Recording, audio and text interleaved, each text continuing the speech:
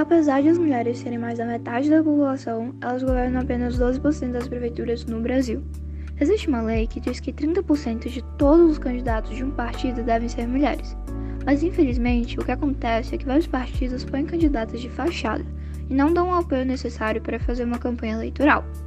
12% de todos os candidatos a vereadora não receberam sequer um voto, enquanto somente 2% dos candidatos homens não receberam nada de voto.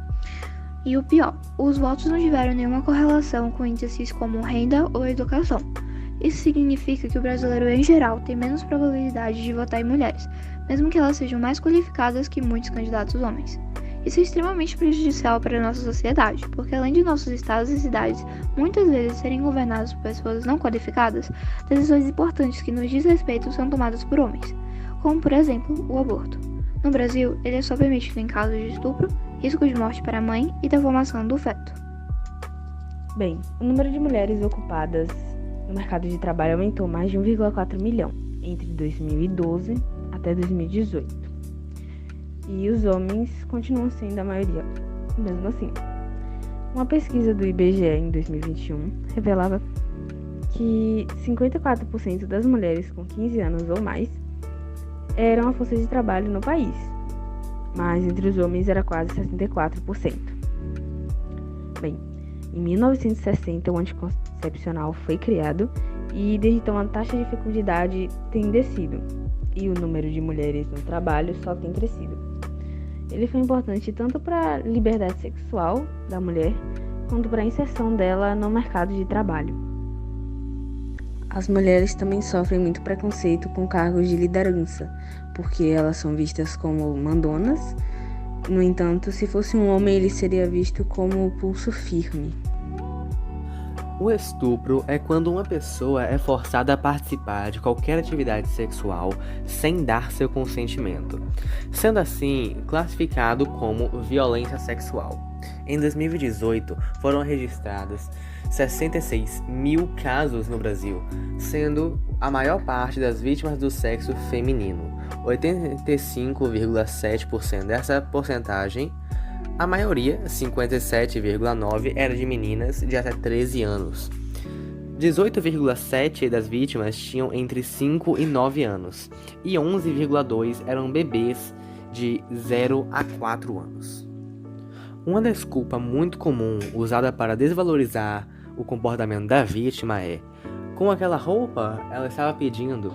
Mas é importante destacar que o problema não são as roupas, é o comportamento do agressor.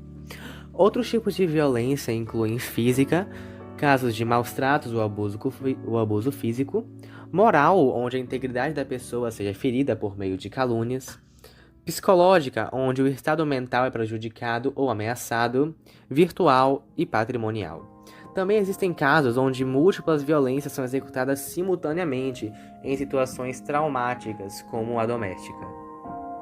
Um caso recente desse tipo de violência é o do DJ Ives, onde ele agrediu a ex-esposa por meio de socos e chutes. Após o acontecimento, o músico acusou a mulher publicamente de ameaçá-lo.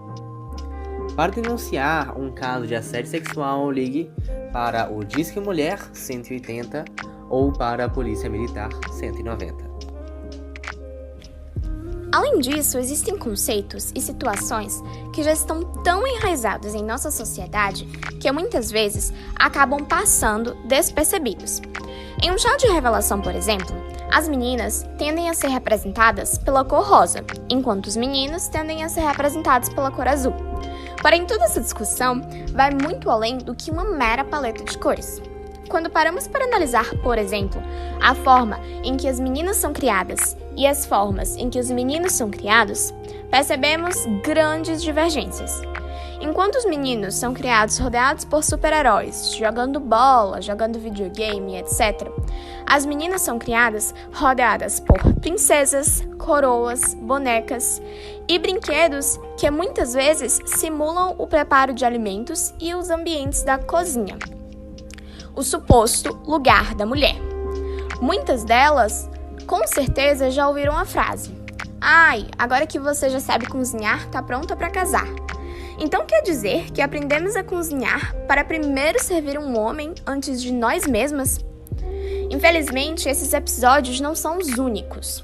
Quando pesquisamos no Google, por exemplo, a expressão corpos bonitos, nos deparamos com mulheres magras, sem estrias, sem celulites, sem rugas. Ou seja, um padrão de beleza venerado e procurado pela maior parte da sociedade.